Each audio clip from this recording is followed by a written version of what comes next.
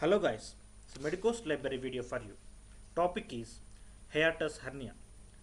Hernia is the abnormal protrusion of abdominal viscous through the esophagus hiatus gap into chest. Types of herniations: the sliding, rolling, mixed and massive. In this video we will see sliding herniations, which is also called as esophagogastric hernia. First we will see the anatomical factors which prevent sliding herniations. The first anatomical factor is presence of 2 centimeters of intra-abdominal esophagus, which prevent the protrusion. Angle of is, the angle is acute angle between cardia at the entrance of stomach and the esophagus. This angle prevents the protrusion of viscous into the hiatus. Next is mucosal fold at esophageal cardiac junction. The next factor is positive intra-abdominal pressure, which encloses the esophagus and does not allow the protrusion. And next and last factor is lower esophageal sphincter, which is a functional sphincter which increases the pressure during coughing and straining and does not allow the protrusion during these stages. Causes of the hiatus herniations. The cause of herniation is deposition of fatty tissue in the hiatus leads to weakening of hiatus in obese individuals. Advancing age resulting in the muscular degeneration, which is also a predisposing factor. Raised intra-abdominal pressure due to lower abdominal tumor, pregnancy, etc. Sign triad. Sign triad is occurrence of gallstones, diverticulum and hiatus hernia together in the patients. Now we will see the clinical features. Clinical features is same as of reflex esophagitis as retrosternal pain, reduced stool and vomitus, anemia, dysphagia. This hiatus hernia is more common in women, especially if obese. Now we will see the investigations. Investigations are esophagoscopy. Mainly it is done in valvasa maneuver. Valvasa maneuver is moderately forceful attempt exhalation.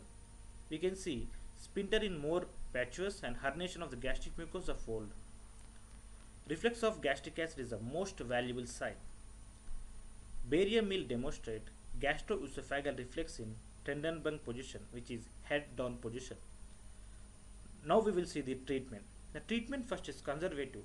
If the patient conservative treatment fails, then we will go for surgery. The principle of treatments are lifestyle changes. The lifestyle changes include decreasing weight, diet control with increasing intake of protein, and decreasing consumption of fat and sugar, decreasing alcohol, tobacco consumption. The next principle is esophagus mucus protection. It is by antacids, that is H2 blockers, ranitidine or proton pump inhibitors, omeprazole or imoprazole. The next principle is reflex prevention. Esophageal reflex prevention is by cispridine, metoclopramide. Gastric reflex prevention is by domperidone, metoclopramide, cisprid, etc. Next we will do the decision of surgery. The indication for surgeries are if the patient has intractable pain and the complications like hemorrhage or stitcher. Now we will see the types of surgery. The types of surgery are fundoplication, Blessy mark for operation, heels repair. Fundoplication, fundus plication, wrapping. The fundus wrapping. Fundoplication is of two types, total and partial. Total is Nizam 360 fundoplication. Partial is Toupet 100 degrees fundoplication, Watson 120 and anterolateral, Dore anterior partial, Rossetti Hill total anterior fundoplication. The process of fundoplication is first stomach mobilized by dividing short gastric vein. Then fundus is brought behind the esophagus and wrapped in the front of esophagus. And next is diaphragmatic repair by using the observable sutures. The wrapping in a different types, different wrapping in angle. That may be 360, 180 or 120. Next is Belsey mark for operation.